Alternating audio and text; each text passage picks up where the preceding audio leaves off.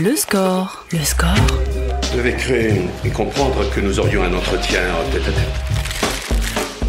18h30, 20h sur Radio Nova. Bon, à mon tour maintenant. On a écouté vos classiques, on va écouter les miens. Avec Charline Roux. Bienvenue dans le score sur Nova, votre rendez-vous quotidien fait de bons sons et de conversations. Quelle prétention, me direz-vous, vous aurez sans doute raison, mais autant vous prévenir que j'ai un peu l'impression de marcher sur l'eau aujourd'hui, puisque mon invitée joue dans Les Idoles, elle fait partie des miennes, et ce depuis longtemps, et je le dis sans la regarder, sinon je vais voir flou et je vais bafouiller, et ça fait longtemps que ça dure, cette passion.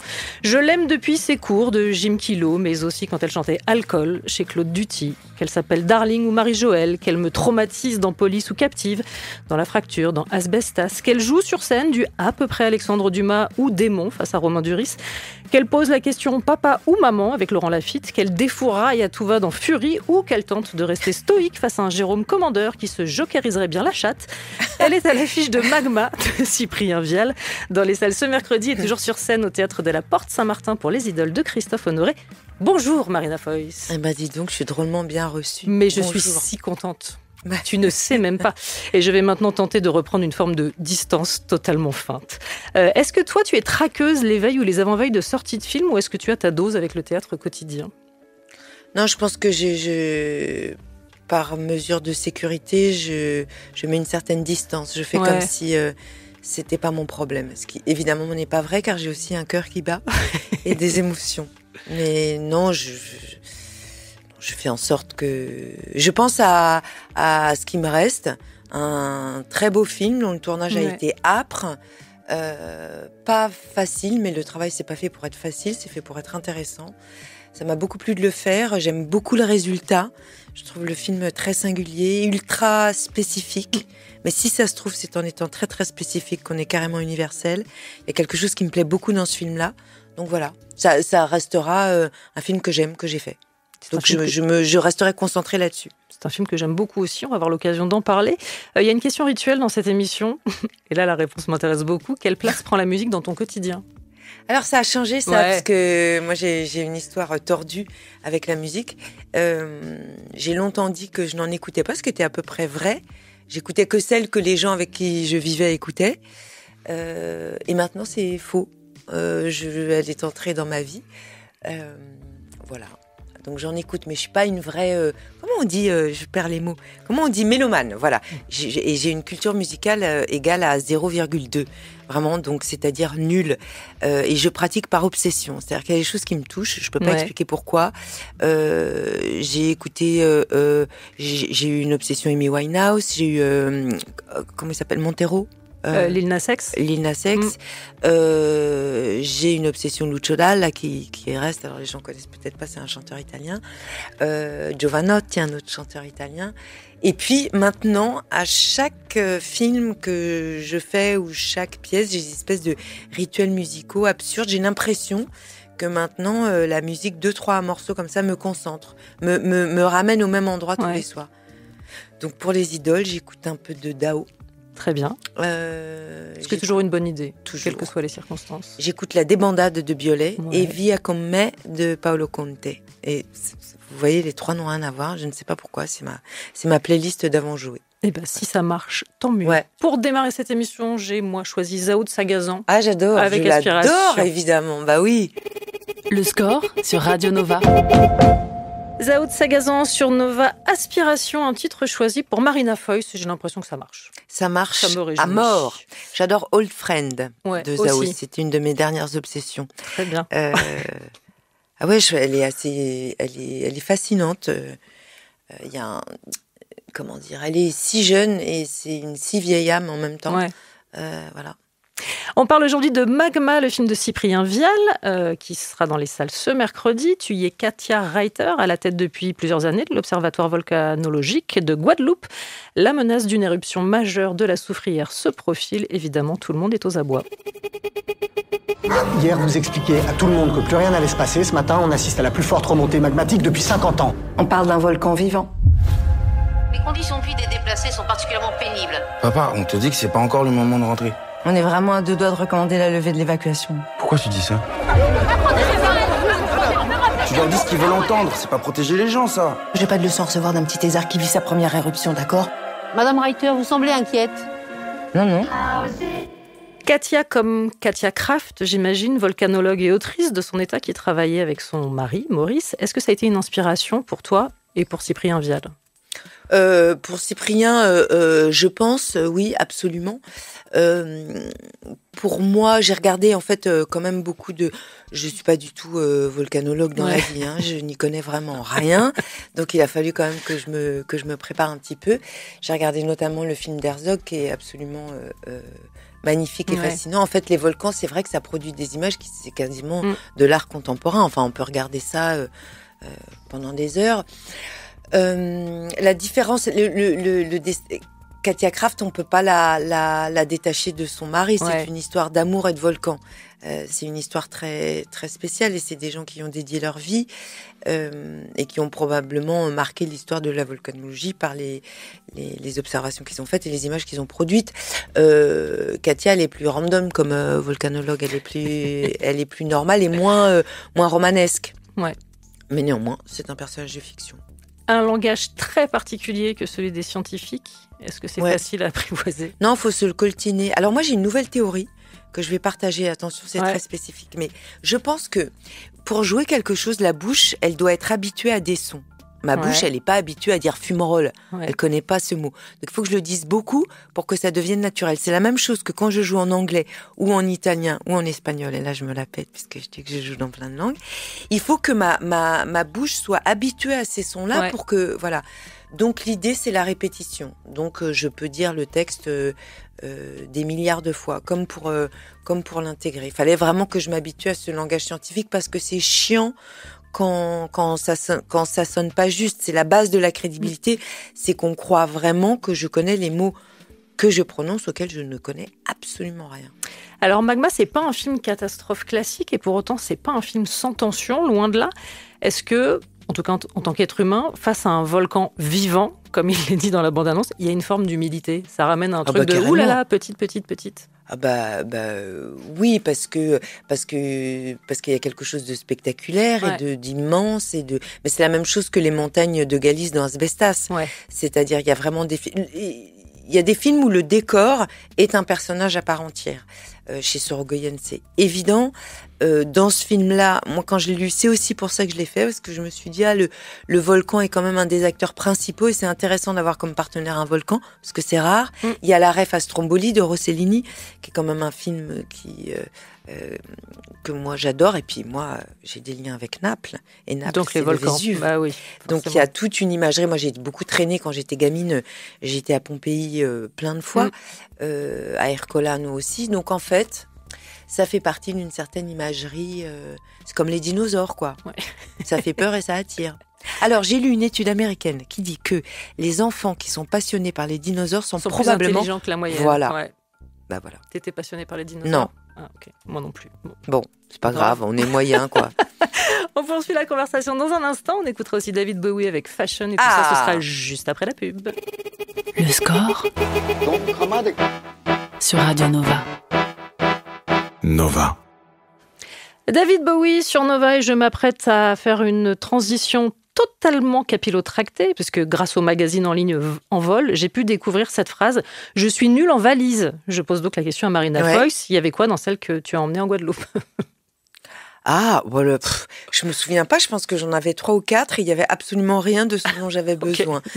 Trop d'habits, pas adaptés à la saison, trop habillés ou sous-habillés, ou des chaussures en fourrure alors que je suis en Guadeloupe. Enfin, je ne sais pas faire ça, je ne sais pas anticiper.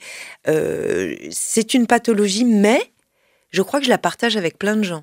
Je déteste faire les valises et je les défais quand j'arrive en 2 minutes chrono. C'est-à-dire que dès que je rentre chez moi, j'efface la trace du voyage. Je ne sais pas pourquoi. Mais bon, c'est pas non plus hyper intéressant. Non, mais c'est drôle. Je veux dire, moi, ça m'amuse de le savoir. Je sais vraiment pas faire ça. Bon, c'est pas grave. Moi, la perspective de Marina qui parle avec des moon-moots pour aller en Guadeloupe, ça me réjouit. C'est un rôle physique que tu tiens dans Magma et pas que pour les ascensions physiques comme charnel dans le rapport que Katia entretient avec le volcan. Elle touche, elle manipule. Est-ce que le corps d'un personnage, c'est toujours une bonne introduction ? Je pense que c'est au centre, le corps, parce qu'il est au centre de nos vies. Les gens, ils disent bonne année et surtout la santé. C'est une phrase toute faite, mais c'est pas con en fait. Le corps et que le fait que ça fonctionne, c'est la base de tout. C'est avec le corps qu'on aime, qu'on désire, qu'on a peur, qu'on a froid. Enfin, je veux dire, c'est une machine à entretenir. Et je pense que dans le travail de l'acteur, il est vraiment au centre. Je pense que la pensée, les gens n'ont pas accès à notre pensée quand on joue. Ouais. On a le droit d'y mettre absolument ce qu'on veut, même des choses très loin. Sur scène, dans Les Idoles, je peux penser aux courses que je dois faire le lendemain. C'est pas forcé que vous le captiez. Ouais. Par contre, si mon corps marche pas comme il faut, ne se déplace pas comme il faut, s'il y a pas quelque chose d'incarné et de vrai, vous allez le percevoir tout de suite. Dans le rôle d'Aimé, le binôme de Katia, moins capé que sa collègue, mais tout aussi vaillant, le jeune Théo Christine, absolument formidable. Comment est-ce que c'est établi la connexion entre vous ? Sans effort. Alors ça, c'est entre les acteurs, c'est un peu chimique et ça s'explique pas forcément. C'est un peu du magique. Je sais pas, on est devenus copains quasi immédiatement. Alors probablement il y avait une curiosité l'un pour l'autre et puis il a et un sens du travail et un sens du kiff qui sont quasiment au même endroit que le mien. Donc voilà, fastoche. Sans être dans la démonstration ni la morale, il y a quand même une toile de fond politique dans le film qui est liée au statut de sauveur qu'a endossé les élites, souvent sur le continent et qui connaissent rien à la réalité de l'île. Katia se voit comme une alliée, mais de fait, elle peut pas l'être complètement puisque c'est pas son île, ce territoire n'est pas le sien. Est-ce que sa trajectoire, c'est aussi celle d'une femme qui apprend à regarder avec un prisme différent ? Oui, c'est la route de l'humilité et qui est la bienvenue à son âge et dans son parcours. C'est-à-dire qu'il faut savoir écouter à un moment et peut-être que le savoir coupe de quelque chose en fait. Quand on a la sensation de savoir très fort, peut-être qu'on arrête d'écouter et que c'est un problème. C'est ce qu'elle va apprendre et laisser la place en fait. Elle est touchante parce qu'elle habite en Guadeloupe depuis très longtemps et probablement elle a la sensation d'être venue guadeloupéenne. Sauf que on porte tous dans nos histoires les gènes de quelque chose qu'elle n'a pas et il faut pouvoir l'admettre à un moment. Le film, il questionne beaucoup la toute-puissance des élites, de ceux qui savent, de ceux qui pensent, de ceux qui apprennent loin des territoires et qui arrivent tout plein de leurs théories. Ça questionne ça. C'est nécessaire de le questionner dans l'époque aussi post-coloniale. Il reste des petits réflexes un peu paternalistes qui sont pas du tout les bienvenus. Et c'est intéressant parce qu'elle est de tout à fait bonne foi, Katia, mais il lui reste ça, des réflexes qui sont pas au bon endroit, qui peuvent provoquer quand même une violence en face. Mais, dans l'époque qu'on vit là, aujourd'hui, typiquement, il faudrait faire attention à ne pas... c'est bien qu'il y ait des gens qui fassent des études, c'est bien qu'il y ait la pensée pure, c'est nécessaire, l'idéologie, c'est nécessaire, le savoir, c'est important. Donc, cette espèce de guerre, les élites contre le peuple, et pas forcément... Faut se méfier de ça aussi. C'est-à-dire qu'il faut aider les gens qui savent à être plus dans le concret, dans le pragmatique et dans les petites questions, pas que dans les grandes questions. Mais attention, on a besoin de la recherche, des scientifiques, des budgets pour eux, pour qu'ils pensent, qu'ils cherchent, qu'ils trouvent et qui nous aident à construire justement notre quotidien. C'est un personnage en tout cas très obsessionnel et c'est un motif qui revient assez souvent dans ta filmographie. C'est pure projection de metteur, de metteuse en scène ? Moi, non. Je suis obsessionnelle dans la vie, pour le meilleur et pour le pire. Parfois, c'est bien, ça me permet d'aller au bout de certaines choses. Parfois, c'est un peu plus pathologique, mais oui, ça revient. Et du coup, au cinéma, il faut que je fasse gaffe à ne pas être toujours obsessionnelle de la même manière. Il faut que je réinvente l'obsession, sinon on va se faire chier. On poursuit en musique, on écoute évidemment, j'expliquerai pourquoi après, les Doors avec When the Music is Over. Le score sur Nova, sur Radio Nova. Avec Charline Roux. Toujours en compagnie de Marina Foïs, on écoute The Doors, When the Music is Over. C'est le titre qui ouvre cette merveille de pièce de Christophe Honoré, Les Idoles. Quand tu entends cette chanson, est-ce que tu as désormais un réflexe de type pavlovien, c'est-à-dire de te mettre éventuellement à faire la chorégraphie du film, de la pièce, pardon. Absolument. Ouais. Oui, mon corps bouge tout seul. Ouais. Sur scène, Jacques Demy incarné par Marlène Saldana, Jean-Luc Lagarce, Julien Honoré, Cyril Collard par Harrison Arevalo, Serge Daney par Jean-Charles Cliché et un nouveau venu dans la troupe, dans le rôle de Bernard-Marie Coltès, le jeune Paul Kircher. Un casting absolument fantastique, c'est un doux euphémisme. Oui, je suis d'accord. Non mais tous. Vraiment, il y a un truc fabuleux. Toi, tu y incarnes Hervé Guibert, et toi qui détestes refaire les choses, qu'est-ce qui t'a donné envie, et je t'en remercie, de reprendre le rôle ? Je pense que c'est un des plus beaux rôles que j'ai eu jusqu'à aujourd'hui. Et puis, il y a un vrai, justement, moi qui n'aime pas refaire, là, il était question de rejouer 60 fois la même chose. Je pensais que je ne serais pas capable parce que la pièce, elle est sur le fil d'une émotion. C'est-à-dire qu'il faut absolument qu'on soit ultra vivant, ultra dans le présent. Il faut qu'on ressente. Sinon, la pièce n'a aucun intérêt. Et donc, c'était un vrai challenge pour moi. Et j'ai découvert, c'est la meilleure nouvelle de 2025 pour moi, j'ai découvert le plaisir de refaire ad-lib tous les soirs. J'ai aimé et j'aime ce rituel-là. C'est très rare que je me fasse pas gauler par la pièce, c'est-à-dire qu'il y a quelque chose de plus fort que moi dans l'écriture, chez mes partenaires, dans ce que ça raconte. Il y a quelque chose qui me ramène à ce sujet-là et qui me touche vraiment très profondément, quasi tous les soirs. Donc j'ai la joie de faire et de refaire, sachant que les émotions bougent. Je suis pas émue par les mêmes choses tous les soirs. C'est vivant, c'est intéressant. C'est passionnant. Mais justement, la pièce a ceci de particulier. Vous êtes tous sur scène tout le temps avec participation ou écoute active. Est-ce que le plaisir de voir jouer les autres prend aussi parfois le pas sur la concentration requise ?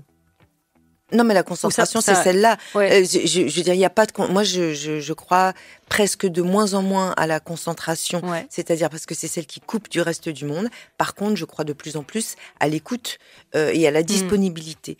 Et je dois dire que plein de fois, mes partenaires m'ont sauvée, c'est-à-dire que je suis arrivée fatiguée, vide et avec une toute petite âme sur scène, et de les écouter et de recevoir ce qui balance, ça m'a réveillée, ça m'a concernée. Et je dois dire que je pense vraiment, parce que ça peut être des phrases toutes faites, mais je pense que le spectacle, on le fait à 6, définitivement. Et que l'énergie, l'émotion, l'intelligence circulent vraiment entre nous. Et je n'ai aucune lassitude, je les écoute tous les soirs, je réentends des choses différentes. Voilà, ce groupe, il est vraiment merveilleux et il me manquera. Cette expérience-là théâtrale. D'ailleurs, je voudrais dire que il reste cette semaine où on joue tous les soirs, et puis le week-end du 29 et 30 mars, puis le week-end du 5 et 6 avril. Donc en fait, il reste pas beaucoup de représentations. Si jamais vous avez envie de venir, maniez-vous le cul. Alors moi, je le dis parce que je l'ai dit en off, il n'y a pas de raison que je le répète pas à l'antenne. Depuis que j'ai vu cette pièce, il y a une forme d'obsession qui s'est installée. J'y pense tout le temps. Et c'est assez rare ce genre de moment de scène, parce que c'est une pièce qui est aussi forte, émouvante, qu'elle est drôle. Et ça, faut le préciser quand même. Il y a un truc de l'ordre des montagnes russes pour les spectateurs et les spectatrices. Est-ce que c'est la même chose pour les comédiens ? Oui. Moi, je ris beaucoup et je m'autorise à rire et je pleure. Les deux. Ça, vraiment... oui, alors c'est une spécificité quand même de Christophe Honoré. Dans tous ses films, c'est sur les sujets graves qu'il exprime le mieux la légèreté. Et c'est le faire très bien, légèreté qui n'est évidemment pas l'opposé de la profondeur, qui est plutôt un truc de survie, comme l'humour peut être un réflexe. C'est quelque chose qui appartient absolument, c'est l'ADN de Christophe Honoré. Mais je pense que c'est peut-être aussi l'ADN des personnages qui sont sur scène. Et moi, je me souviens des années SIDA, les années 85, 95, où les gens mouraient, les jeunes tombaient comme des mouches, vraiment étaient foudroyés. À 20 ans, la rage,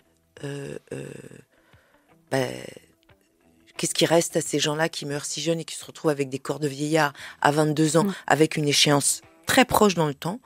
Sûrement le rire. C'est une arme, oui.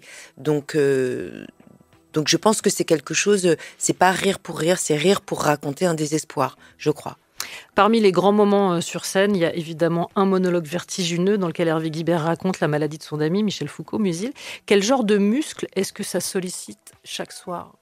Le présent. Il faut être précis. Il faut que je sois précise. Il faut que je raconte bien cette histoire. Et j'ai une double. Il faut que je le raconte bien parce que je dis Hervé Guibert, mais il faut que je le raconte bien parce que c'est important de se souvenir dans quelles conditions mouraient ces gens-là à cette époque-là. Il faut se souvenir que quand la maladie est arrivée, il y avait justement les élites et tout ça qui se disaient « Oh, c'est un cancer gay, ça va tuer des gays et des tox, c'est pas si grave. » C'était des gens qui mouraient dans la solitude la plus absolue.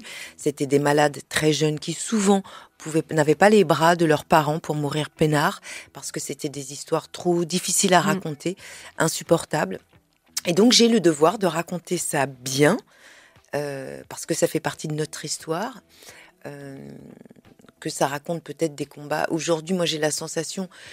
Cette pièce, la rejouée aujourd'hui, elle résonne un peu différemment qu'il y a 6 ans parce que Trump est arrivé au pouvoir, parce qu'on a eu l'épidémie du Covid où les gens comprennent pas tout à fait quand je raconte ça, mais j'ai l'impression dans le Covid qu'on a entouré, on a protégé nos vieux, par exemple. On n'allait plus voir nos grands-parents pour pas leur filer la main. On les a entourés. C'est l'inverse de ce qui se passait pour ces jeunes les jeunes mouraient du sida seuls, comme des chiens. Dans les hôpitaux au début de l'épidémie, ils étaient dans des parties désaffectées de l'hôpital. Les gens, le personnel soignant avait peur de... C'est ça, cette réalité-là. Et je me suis perdue dans ma pensée. Je sais plus ce que on parlait du monologue, d'être présente chaque soir. Voilà, donc je dois raconter ça très bien. C'est aussi une pièce sur l'amitié. Guibert, il a perdu un ami et c'est très triste de perdre quelqu'un à qui on parle tous les jours. C'est un vide absolu. Donc il faut que je raconte ce vide-là, il faut que je raconte l'agonie, il faut que je raconte la souffrance du corps, il faut que je raconte le secret, une maladie qu'on n'a pas le droit de nommer. Parce que Michel Foucault, c'est un des premiers morts du sida en France. Il meurt en 84. La maladie, elle est très très mal connue, même par le personnel médical. Et la famille veut absolument que ça ne se sache pas. Voilà. Il y a aussi le poids du secret. Je pense que dans la maladie, il a été très lourd à porter. Et moi, je l'ai vécu. J'ai enterré un ami qui n'a jamais été capable jusqu'à la fin. Il a habité chez moi. Je veux dire, on l'a accompagné, nous, ses amis, jusqu'à la fin, sans jamais prononcer le mot de sida, ni d'homosexualité, ni de sexualité. C'était un vrai tabou. Et le tabou n'aide pas à traverser ces trucs-là. Je le redis, les idoles, c'est jusqu'au 6 avril, Théâtre de la Porte Saint-Martin. C'est très honnêtement ce que j'ai vu de plus merveilleux, drôle, émouvant depuis... pas mal d'années. Je n'avais pas vu la première version, je le confesse. Merci beaucoup. Et je dois dire que ce jeune Paul Kircher, il y a une séquence vidéo qui est une hallucination totale. Ouais. Mais, il a une cinégénie anormale. Il a la cinégénie de Léa Seydoux. Je veux dire, il est magique. Et puis, alors, c'est un garçon merveilleux. Il a 23 ans. Il est d'une liberté hallucinante. Il a lui aussi déjà découvert le sens du mot plaisir et l'importance du plaisir de jouer. On est quand même des ultra privilégiés de faire ce métier-là. Il en a une conscience, je crois, absolue. Il est joyeux. Il est extrêmement profond. Il est bouleversant. Il est ultra séduisant. Il est beau. Il est gracieux. Il est élégant. Ah, moi, je l'adore. Moi aussi. Bah voilà. Une chanteuse tout de suite qui a performé lors de la cérémonie des Césars que tu as présentée, Catherine Ringer. On écoute Rita Mitsuko et Sparks avec Singing in the Shower. Le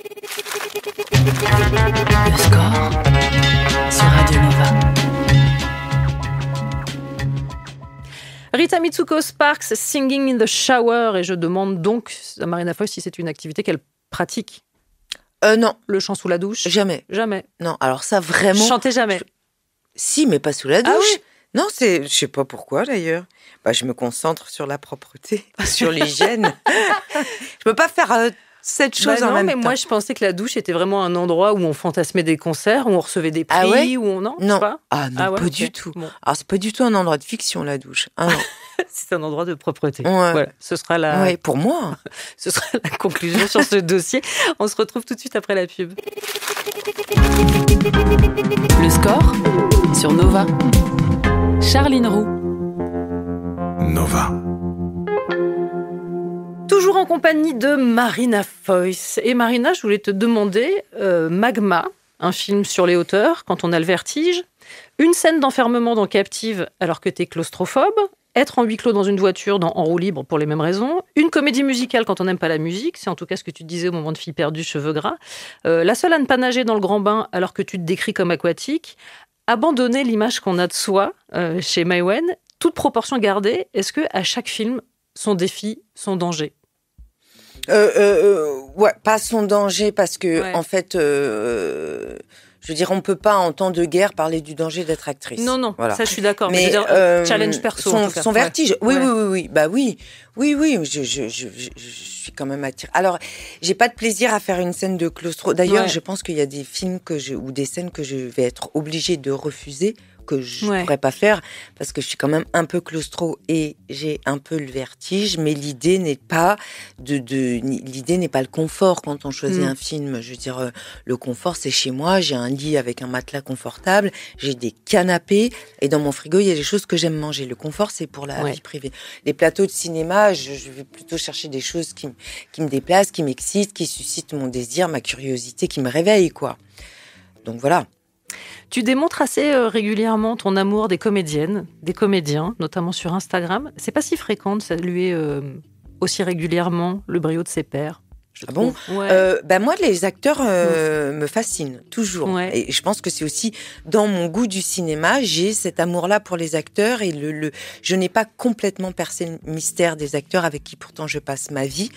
Ceux qui sont prodigieux, ils sont mystérieux en fait. Je sais pas comment Isabelle Huppert, elle fait pour faire ce qu'elle fait. Je sais pas comment Leila Bekti, elle arrive à être si dangereusement drôle dans La Flamme et le Flambeau et probablement dans le film que j'irai voir mercredi. Je sais pas comment Cotillard, je peux la croiser dans la vie, ça ne m'explique pas comment elle arrive à jouer ce qu'elle joue. Donc, mais je pourrais citer Louis Garrel, Roche Dizem, Noémie Merlan, Adèle Exarchopoulos, des acteurs qui me plaisent et me fascinent. Il y en a des milliards. Enfin, Meryl Streep, Julianne Moore, c'est infini. Celles qui t'ont donné envie d'être comédienne, parce que je crois qu'en plus, il n'y avait pas de plan B. Même quand tu étais enfant. C'était non, mais ça, c'est ma point... mégalomanie. J'ai eu le droit d'être mégalo enfant, donc je me suis dit que je serais actrice et que je serais actrice, voilà. Ouais. Celles qui m'ont donné envie enfant, je sais pas bien. Moi, j'allais beaucoup au cinéma avec mes parents, mais pour le coup, c'était une cinéphilie plutôt. J'avais pas d'idole à part Simone Signoret. Ah, donc ça tombe bien. Ouais. Je pensais que je lui ressemblais quand j'avais 16 ans et je ne comprenais pas que les gens ne voient pas la ressemblance. Et donc voilà, ça c'était un modèle, je pense, comme actrice aussi, comme femme. Je pense que son engagement, son courage, sa colonne vertébrale plutôt me fascinait, m'impressionnait et voilà, c'était un modèle auquel je m'accrochais. Ouais. Je dis ça tombe bien puisque tu seras bientôt Simone Signoret dans Moi qui t'aimais de Diane Curis face à Roche Dizem dans le rôle d'Yves Montand. Oui. Là, c'est pareil. Est-ce qu'il y a eu une forme de vertige devant l'enjeu si c'est quelqu'un que tu Là, j'ai eu peur. Oui. Bah oui, parce que... comment dire, il est difficile l'exercice du biopic parce que comment restituer sans imiter les acteurs qui font que imiter, ils atteignent un plafond assez vite en fait et puis on n'imitera jamais assez bien. Donc moi je voulais trouver une traduction je rêvais de créer ma Simone ou une idée de Simone qui se rappellerait au bon souvenir des gens qui l'ont aimé, mais sans je ne suis pas Simone, je ne le serai jamais, il n'y en a eu qu'une. Donc voilà. Et cet endroit-là, il est très délicat à trouver. En même temps, c'est très, très excitant. Et puis, ce qui est excitant, c'est en fait de trouver... je pense que chaque film impose sa méthode.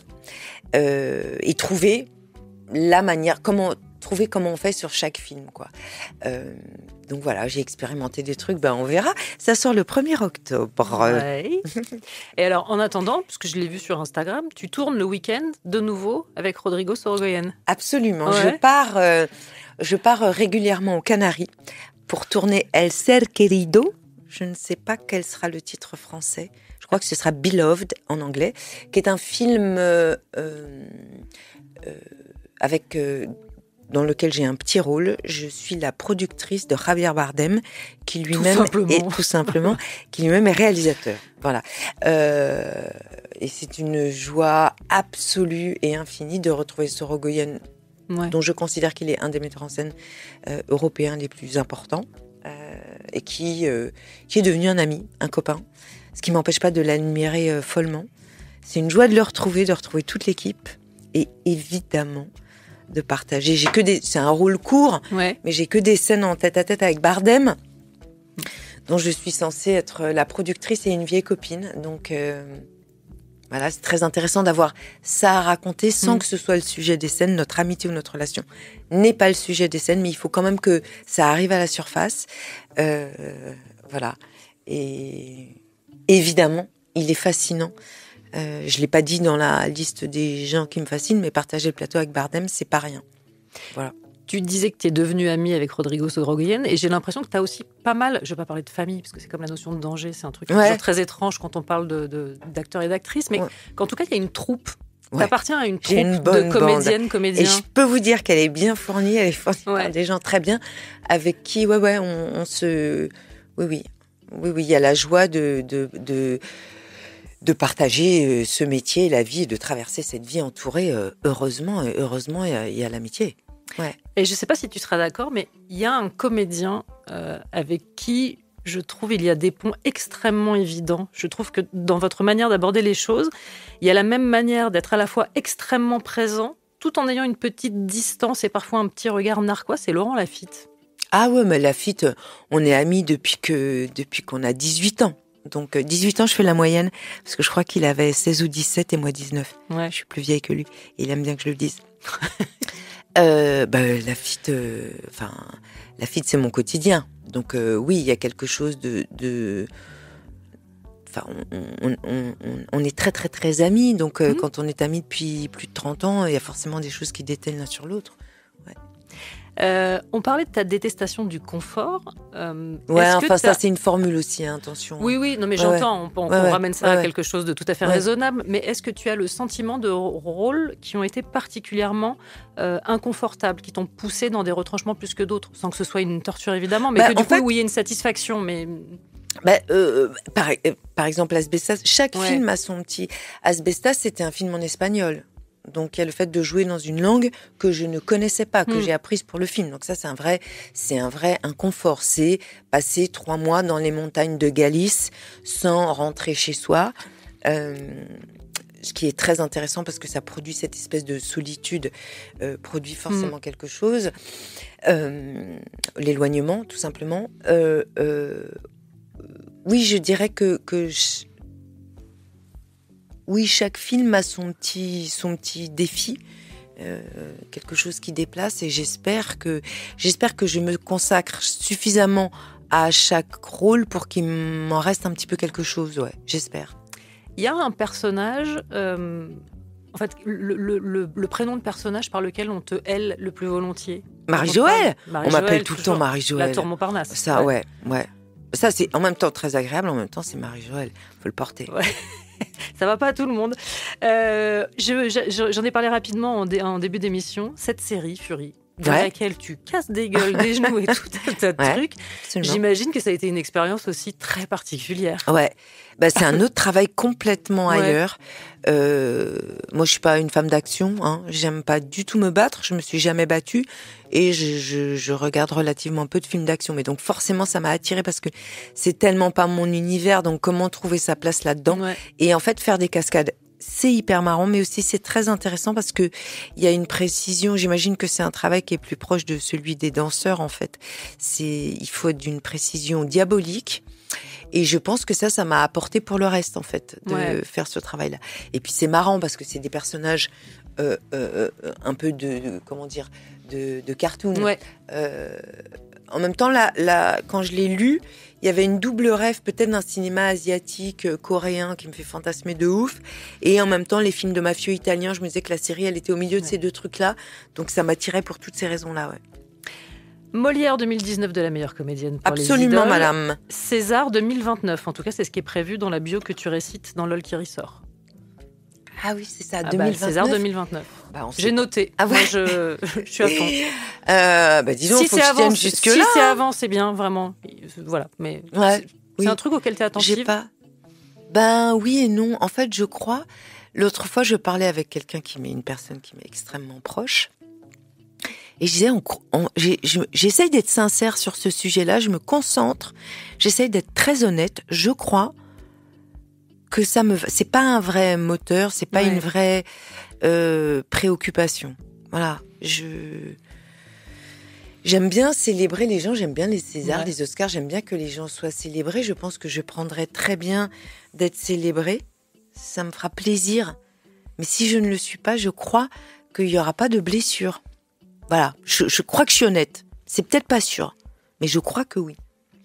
Il y a une autre partie obligatoire dans cette émission, qui est donc un questionnaire sur la musique, auquel il va falloir répondre du tac au tac. Eh ben, est-ce que tu es bon prête ? Courage.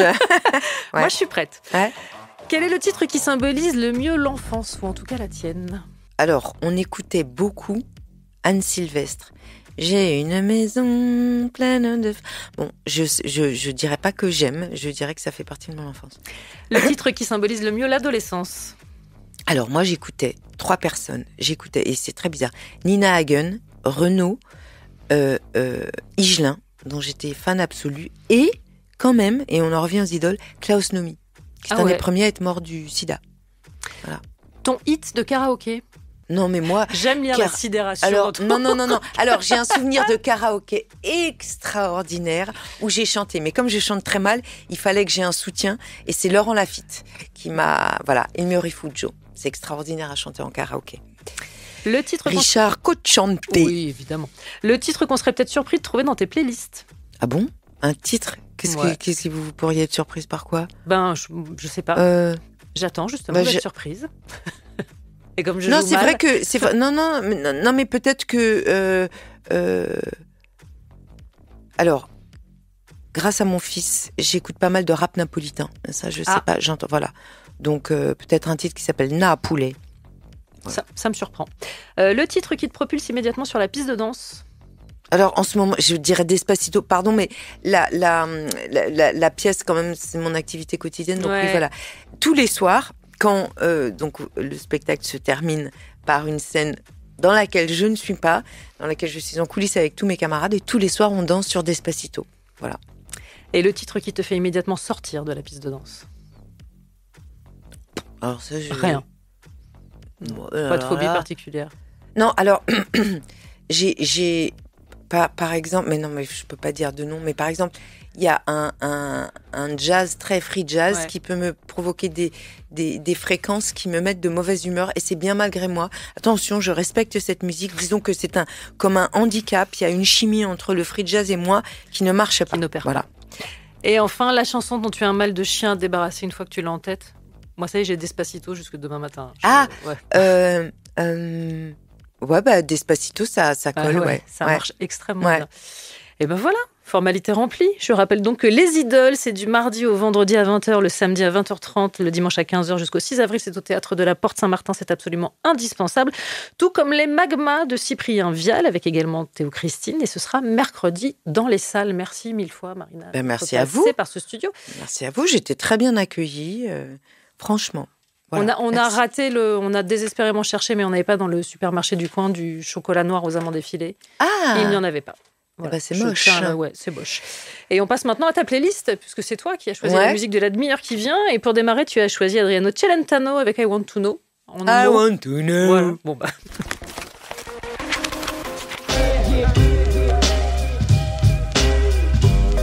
Le score sur Radio Nova. À retrouver en podcast sur nova.fr.